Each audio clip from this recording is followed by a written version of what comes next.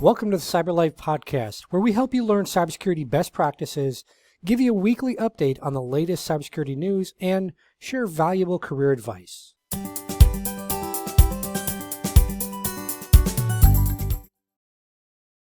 Hi everyone, it's Ken. In today's episode, you're going to hear from world-famous Shawn Robinson. Shawn is a cybersecurity risk management program manager for a leading annuity and life insurance solutions provider. He's got over 30 years of experience in telecommunications, networking, and security technology, and he's got a strong background in the financial services industry. Shawn is also a U.S. Army veteran, so thank you, Shawn, for your service. He's president of the Charlotte Metro ISC2 Chapter. He's a CISSP, or a Certified Information System Security Professional, for those that maybe don't know what that certification is. And Shawn also holds a number of other industry certifications. So because of his background in cyber risk, we're going to be talking today about cyber risk management as well as governance to help organizations understand some of the best practices out there from experts like Shawn. So without further ado, let's jump right in and learn about cyber risk management and governance. So thanks again, Shawn, for coming on. For listeners out there, we're going to be talking a little bit about cyber risk management, governance. We'll be talking about the upcoming changes to the NIST cybersecurity framework. They put it out for comments right now while we're filming this. And then also the recent SEC rules that went into effect that everyone's panicking about. So thanks again, Shawn, for coming. And I just want to dive right into it. Risk management and governance, I mean, they're not always the sexiest things, right? People talk about hacking, and there's all these movies and stuff. You don't see any movies out there on risk management and governance, but they're actually crucial for organizations. And so I want to ask you, Shawn, how do risk management and governance, how do they help form a resilient security foundation for organizations that allows them to address all these emerging threats that are coming? Yeah. Hey, first of all, thanks, Ken, for having me on the show. So yeah, as you mentioned, right? So risk management and governance, that's not the sexy part of cyber, right? But it's important from the standpoint that risk management and governance, it plays a vital role in helping to establish the security foundation for your organization, right? To make sure you have that resiliency built into your programs. It can help you do that by being able to identify risk within your organization as it relates to potential security risk and vulnerabilities. It also helps you assess the impact of those risks to your environment, right? So you can identify what are the critical risks within your business and then look to put together plans to remediate those critical threats to your organization. It also helps you as far as like implementing your controls, right? So your governance framework is going to provide you guidelines around like best practices for your security controls, right? So those controls will help you, as I mentioned, mitigate the known risk or any emerging risks that are in your environment. As you know, the most recent emerging risk is around AI. And there's already some information out from NIST around like AI governance. So utilizing it from that standpoint to help you build a robust program, right? And then being able to adapt your strategies as it relates to being flexible to either new laws and regulations. So those are some things at a high level that risk and governance can help you from a security standpoint for your program. So I mentioned earlier, right at the start of this, the NIST cybersecurity framework, the update that's coming, as well as the recent SEC ruling that went into effect. And so when we think about those things, they're really bringing cyber risk management, governance, as well as on the SEC side, bringing material impact of incidents to the forefront for everyone now. So can you kind of elaborate on some of the key changes you see with both the upcoming CSF as well as the SEC rules, and then also the implications both of those might bring for an organization? And then the last part of that is, as security leaders, how can we kind of navigate the new waters? Yeah, so I think with the SEC rule that recently was finalized back in July, I believe, right? So now there's going to be increased focus around like how you're actually performing your governance as it relates to cybersecurity, right? So from a board standpoint, but more specifically down to the management level, CEO, and at that aspect, right? How they are actually managing the governance of your security, right? So there's things that are going to be required that were not asked of for businesses before as it relates to how you're disclosing, how you're performing those activities. Like, it's one thing to say in your 10K, we take cybersecurity serious and we're aware of all these emerging threats. Now they're kind of asking us to show our work, right? Like, yeah, you got the right answer on your homework, but how exactly are you doing these things? How exactly are you performing your risk identification, right? What things are you doing to define your risk appetite for your business? How are you monitoring and controlling your cybersecurity tools in your environment, your processes and procedures as it may relate to data protection, right? Because the SEC rule is around what would a reasonable investor consider a material risk, right? It's not so much looking at things from a technical standpoint, it's more from an investor and business standpoint, right? So being able to put that information in there, so if there's a reasonable investor looks at your 10K or your 8K, they can look at that and they can get an idea of what things you are doing from a business standpoint to reduce the likelihood of a material impact to your business, right? That could cause an adverse effect on your stock price for that investor, right? So then you have to look at like how you're reporting things out from a larger standpoint, right?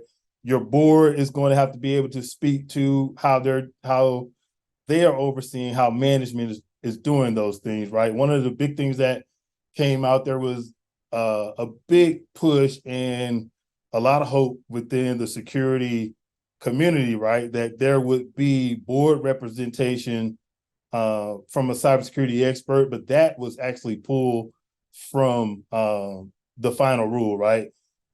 So we didn't get everything that we thought we would or should have, but I think we're moving in the right direction.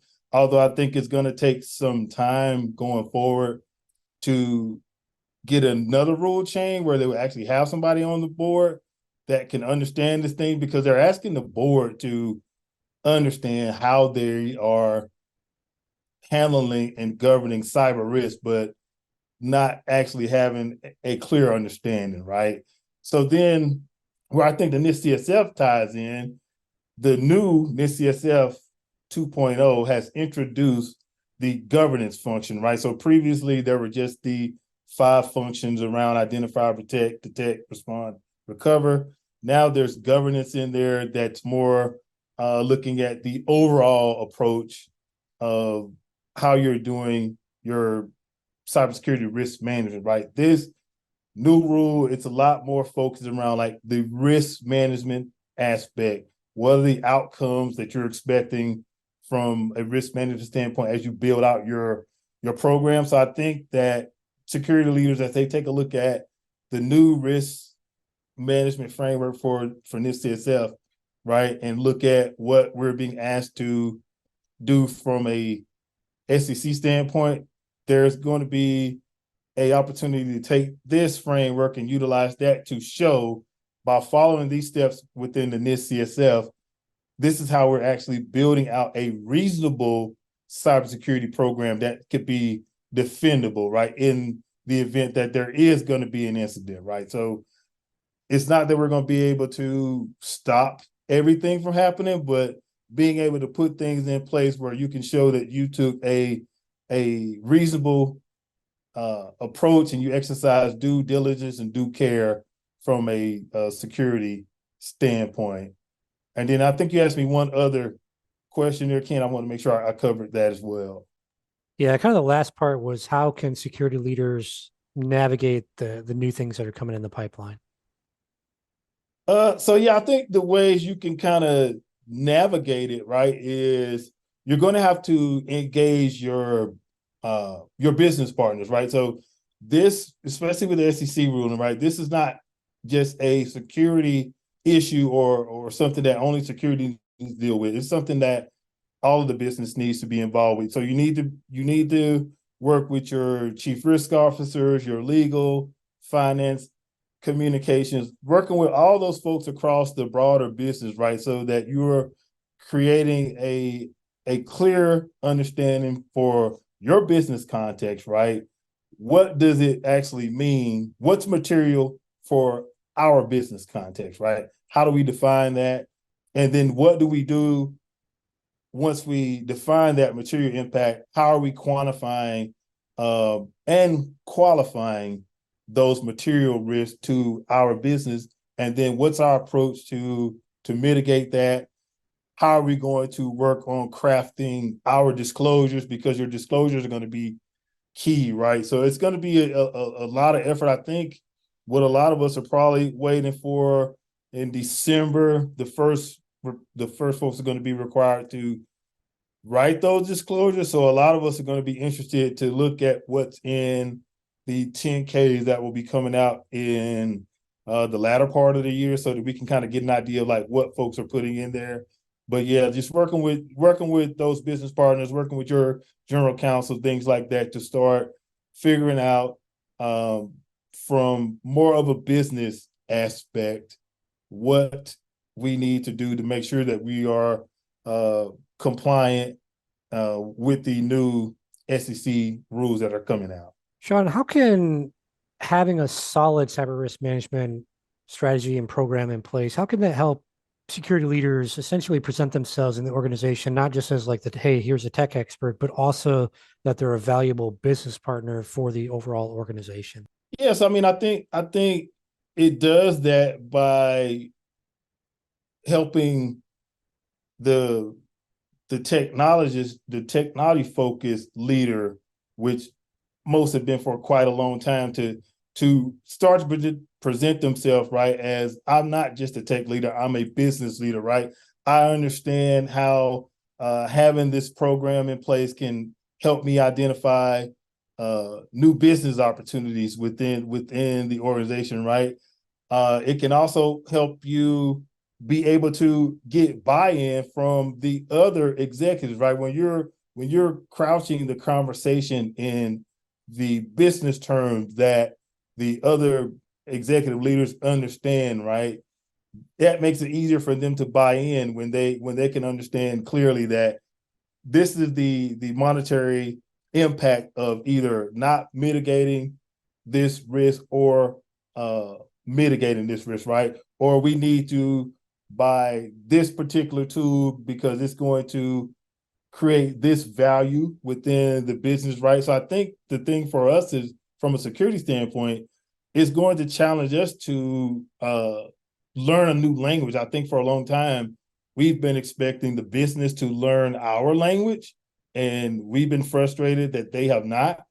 But I think at the end of the day, it's going to be incumbent upon us, right, as security leaders, to learn the language of business, to speak the language of business, right? Because that is how the world works, whether we like it or not. We've got to speak their language. We've got to get them to buy in and understand that we are not just a cost center, but we are here to add value to the business, right? We can help facilitate decision-making around products and services. We can provide guidance and input around things from a legal and regulatory standpoint, and just help overall prepare the business, right, to be even more resilient as we move into the future and technology continues to evolve. So as security leaders, do you have any recommendations for really weaving cybersecurity not only in the corporate culture, but also in the strategic business decision-making process? Yeah, again, I mean, I think to weave it into the business process, right? I think that is, again, goes back to building the relationships cross-functionally across the business, right? At every area, every level within security, right? So from the CISO all the way down to the SOC analyst, right? Like building those relationships within the business so that we can continue to like show the value of security in the business, right? So no longer looking at things from, as they say, like, no, we can't do this because it's not secure, but saying, okay, I understand what the business needs to do. Let's take a look from a security standpoint, how we can implement security by design, right? So let's take the approach of how the business needs to do this to bring value. and produce product. So how do we help them do that securely, right? So fostering discussion from that standpoint, implementing things like security champions programs, right? Where you're trying to embed, like, most folks look at the security champion program, how they've been implemented is purely from like a development standpoint where you're having a developer do it, but I think by taking a much broader approach where you have security champions within all areas of your business, right? Helping to provide training and context around what security means for your business, right? And then helping the folks, whether they're in marketing or finance or credit or whatever business unit they're in, right? Helping them understand security, right? And then building those relationships where they're comfortable coming to you when they have projects, so they're not just trying to go around you, because human nature, if you build a barrier, we're going to figure out a way to go around it. So removing those barriers so where folks within the business feel comfortable coming to security and looking for us in security to be trusted advisors on every level within the organization. I think that's going to be critical as we move forward, Ken. So we talked a little earlier about risk management governance. I mean, it's just not the sexiest part of cyber. Of course, there's people that are going to argue me down out there that work in GRC stuff, and I mean, like, that's the sexiest thing ever. But in reality, it's not. And so, as governance in particular, the oversight takes a little more center stage, especially with the SEC ruling. I think this presents a potential opportunity for security leaders to kind of influence that broader business strategy. So, with that being said, how do you think that security leaders can leverage their security wisdom to help drive innovation, resilience, competitive advantage, et cetera, in a business in today's landscape? That's a good question. So yeah, I mean, I think I kind of mentioned that before.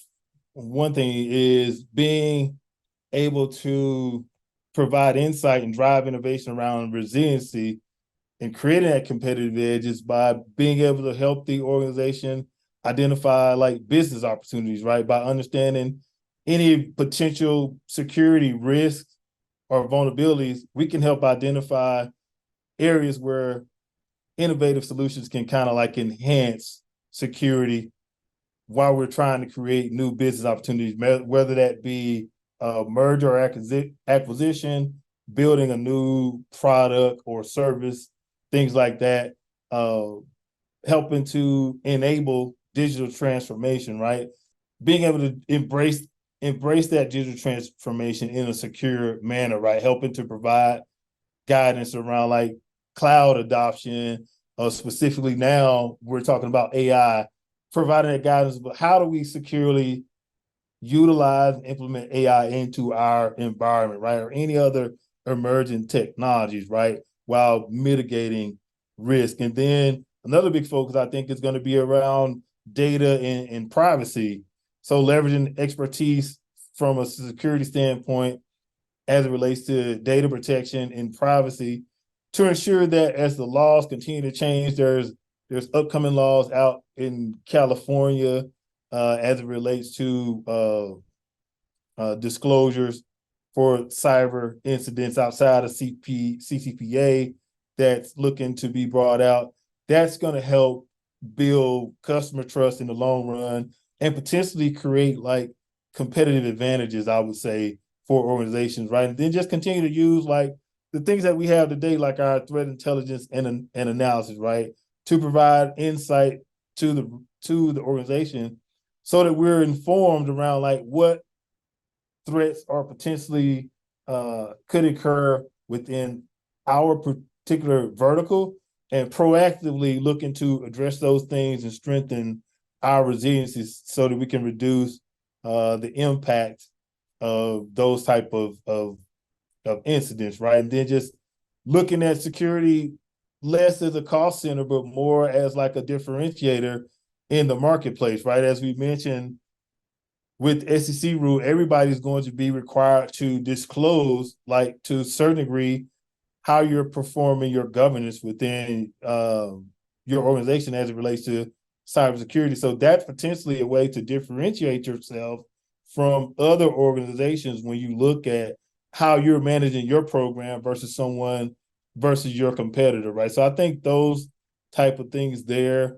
will be instrumental as we kind of move forward. And then the last big thing is supply chain security, right? Like we're all aware of the challenges that we're facing as it relates to supply chain security. So I think being able to shape the discussions from that standpoint where you're providing your insight into the strategies around what needs to be done from a supply chain standpoint for your business, whether it's hardware or software that you're introducing into your business, right?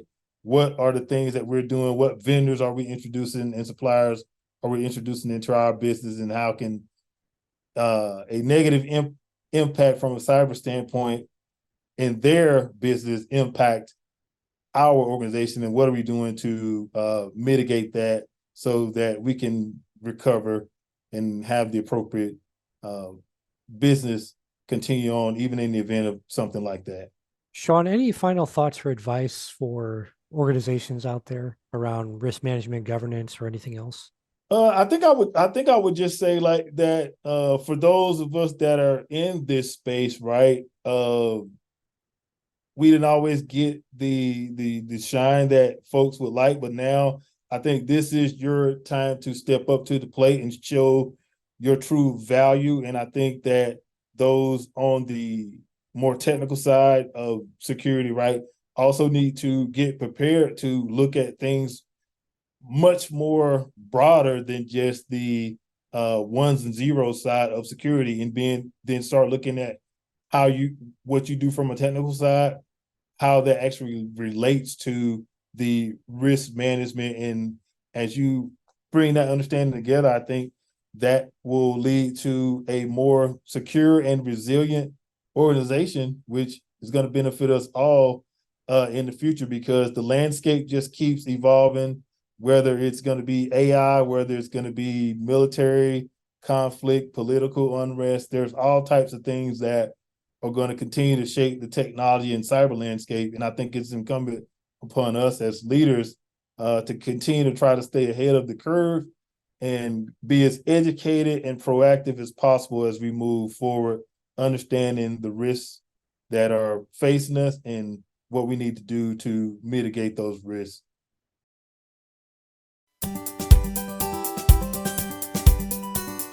Thanks for listening to the show. If you're looking to secure your business better or build up your cybersecurity career, then check us out over at cyberlife.tv. That's CYBERLIFE.tv.